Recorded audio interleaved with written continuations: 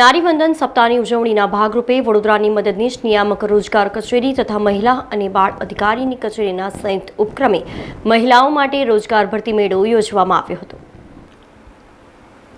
વડોદરા શહેરની મહિલા SNDT college ખાતે નારીવંદન સપ્તાહની ઉજવણીના ભાગરૂપે વડોદરાની મદદનીશ નિયામક રોજગાર કચેરી તથા મહિલા અને બાળ અધિકારીની કચેરીના સંયુક્ત ઉપક્રમે મહિલાઓ માટે રોજગાર ભરતી મેળો યોજવામાં આવ્યો હતો, જેમાં વડોદરાના મેયર પિંકીબેન સોની, મદદનીશ નિયામક રોજગાર અધિકારી અલ્પેશ ચૌહાણ તથા અન્ય પદાધિકારીઓ ઉપસ્થિત રહ્યા હતા।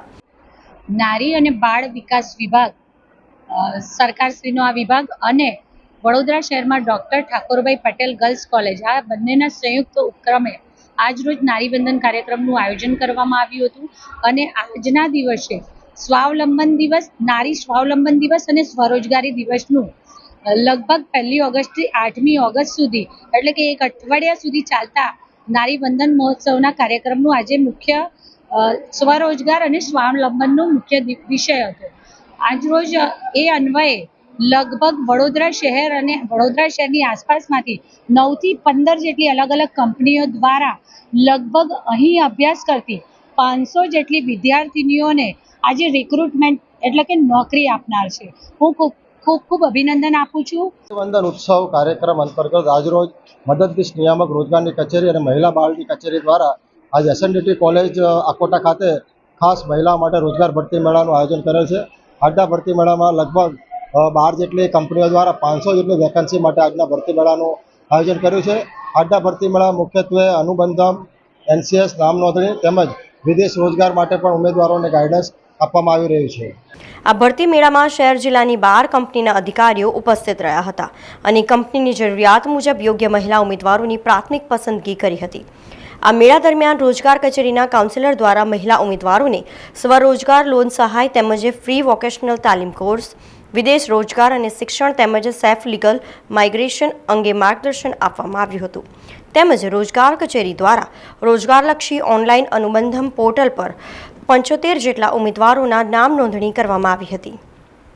સર, મને SNDT કોલેજમાંથી મેસેજ આવ્યો હતો રોજગાર કચેરી દ્વારા તમને મતલબ જોબ મળશે એના માટે મેસેજ આવ્યો હતો, તો મેં અહીંયા આવી હતી। મેં માસ્ટર્સ કરેલું છે તો મારે જોબની જરૂર હતી, તો અહીંયા ફ્યુચર પ્લેસમેન્ટનું જે છે તે મને વિઝા કાઉન્સલરની મતલબ પોસ્ટ આપી છે અને અહીંયા વડોદરા ફતેગંજમાં ઓફિસ છે એમની, સો એવી સેલેરી પણ સારી આપી છે। મને અહીંયા સારું એવું જાણવા મળ્યું છે। હું રિલાયન્સ કંપની તરફથી બહુ બધું અહીંયા સાંભળ્યું છે, મને બહુ સારી તક મળી રહી છે।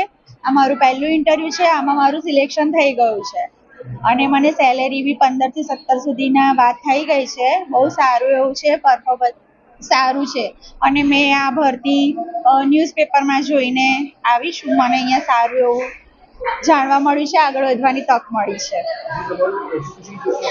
મારું એજ્યુકેશન ગ્રેજ્યુએશન છે અને બહુ સારું એવું છે। આમાં મને પ્રોફિટ જેવું લાગી રહ્યું છે, તો આમાં મને આગળ વધવાની સારી એવી તક મળી રહી છે। સમાચારોના સતત અપડેટ માટે TNN ન્યૂઝને YouTube પર સબસ્ક્રાઇબ કરી બેલ આઇકોન પ્રેસ કરો અને અમારી સાથે જોડાયેલા રહો Facebook, Instagram અને Twitter ઉપર।